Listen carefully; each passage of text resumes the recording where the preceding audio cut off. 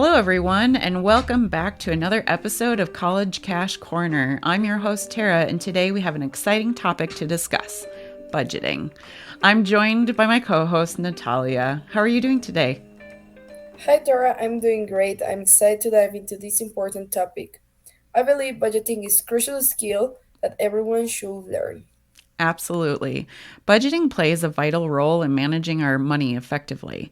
But before we begin, let's discuss something related to this. So, Natalia, why do you budget and what don't you like about it? I budget to keep track where money is going, staying organized, and it helps me make decisions every day. I like to establish goals and organize my money to achieve them. As for the con side of budgeting, it can be time consuming at times. Not to mention, if I mess up my math in the beginning and I haven't noticed till the end, I have to restart my calculations all over again, and that gets frustrated at times. What about you, Tara?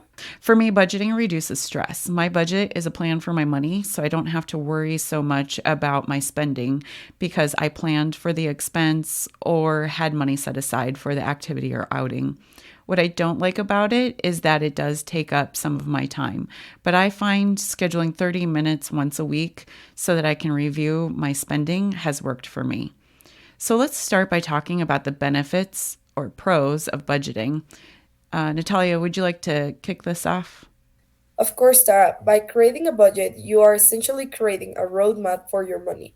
It allows you to track your income and expenses, prioritize your spending, and avoid unnecessary debt. Budgeting also promotes financial discipline. It encourages you to make conscious spending decisions and determine the difference between needs and wants. When you have to clear budget in place, you are less likely to overspend and more likely to save for your goals. Those are great points, Natalia. Another advantage of budgeting is that it helps you save money. By setting aside a specific amount for savings each month, you're actively working towards building an emergency fund, saving for tuition, or planning for other financial goals. Absolutely, Tara. And budgeting isn't a one size fits all concept. There are different types of budget that individuals can choose from based on their needs and circumstances. For example, there is the traditional budget. This is where you have fixed amounts set for different categories or spendings, and you stick to those amounts consistently. It helps you plan ahead and ensure that you allocate a specific portion of your money to each category every time. This way, you can keep track on your spending and make sure you are not overspending on one area at the expenses of another. It provides a structure and helps you manage your money responsibility. Imagine you have $100 to spend for the week, and you decide to allocate 30 bucks for groceries, 20 bucks for transportation, and 20 bucks for entertainment, and the rest 30 bucks for savings. This budget stays the same every week, regardless any changes or unexpected expenses that might come up. Then there's the flexible or variable budget, which allows for adjustments based on changing circumstances. With this type of budget, you have more flexibility to adapt your spending patterns if, let's say, unexpected expenses arise and you need to allocate more money for certain categories. A variable budget is like having some flexibility and room for adjustment in your spending plan. Let's say you have $100 to spend for the week. You might allocate $50 for groceries, $20 for transportation, $20 for entertainment, and keep $10 as a buffer for unexpected expenses. The key difference is that with a variable budget, you can adjust these amounts if necessary. So if you end up spending less on groceries one week, you can use the leftover money for another category or add it to your savings. Just remember to keep track of your spending and make adjustments as needed to ensure you're staying within your overall budget. And let's not forget about the zero based budgeting, which is a method where you assign every dollar you earn to a specific category or purpose. This approach ensures that your income minus your expenses equals zero. It's like giving every dollar a job to do, so none of your money goes uncounted for. For example, Let's say you have $100 to allocate for the week. Instead of allocate fixed amounts to different spending categories, you start with zero and assign each dollar to a specific purpose based on priorities right now. You might decide to allocate $40 for groceries, $30 for transportation, $20 for entertainment, and $10 for saving. This method encourages you to be intentional with your spending and ensure you are fully aware of where of your money is going. Also, it allows you to prioritize your spending while being mindful of your financial situation. So, to summarize the three types of budgets, a zero based budget starts fresh every time, giving each category a new amount of money based on current priorities. A traditional or static budget sets fixed amounts for categories at the start of the period, and you stick to those amounts no matter what. A flexible budget is a bit of a mix of both, where you have a base plan, but it can be adjusted if needed. Exactly. Everyone gets to choose what works for them. The most important thing is that you need expenses are covered. You put a little into savings each month and give yourself some money to spend on enjoyable things or activities you want. However, it's important to acknowledge that there are some challenges or cons associated with budgeting as well. For instance, sticking to a budget requires discipline and self control. It may take time and effort to adjust your spending habits and resist the temptations to overspend. Absolutely. It can be challenging to maintain consistency with budgeting, especially when unexpected expenses or emergencies arrive. Additionally, some people find the process of budgeting tedious or overwhelming, especially if they're not familiar with financial terminology or tools. That's why it's essential to approach budgeting with the right mindset and have realistic expectations.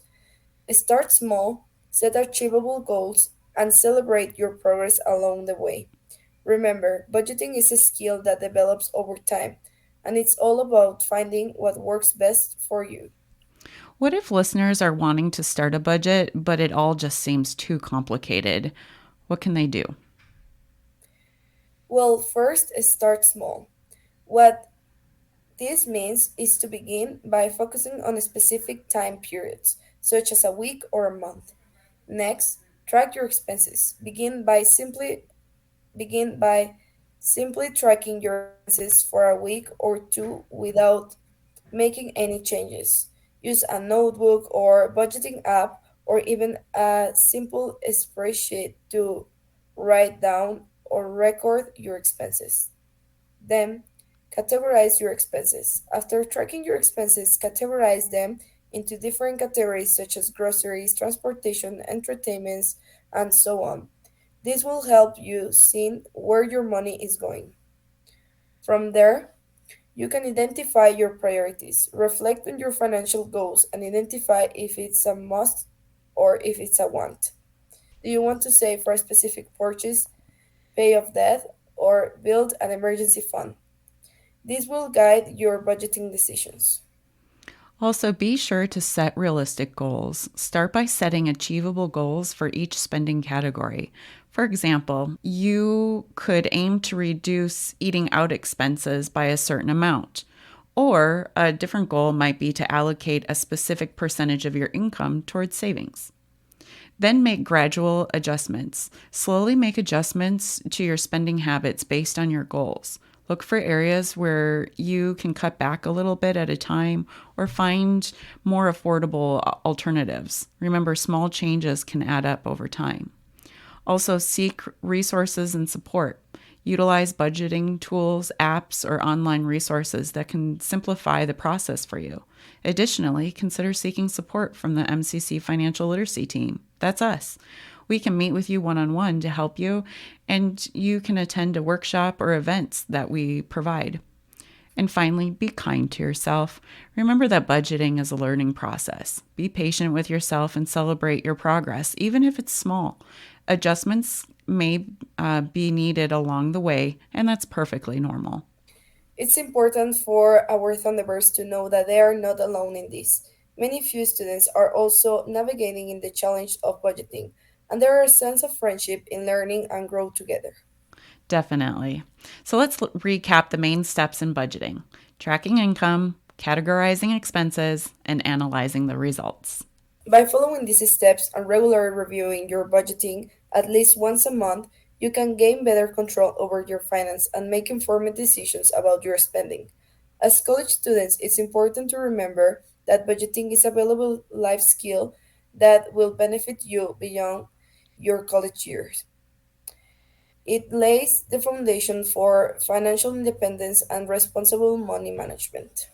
Well said, Natalia. Before we go, we want to emphasize that the financial literacy team is here to provide support and guidance to MCC students on their journey to improving and maintaining their financial knowledge. You can find us on MCC's financial aid website by clicking on the financial literacy section on the left side. There, you can schedule a one on one appointment with us, access a free cash course account, stay informed about upcoming workshops and events, and explore additional financial resources that are available to you. And with that, we have come to the end of today's Triple C episode.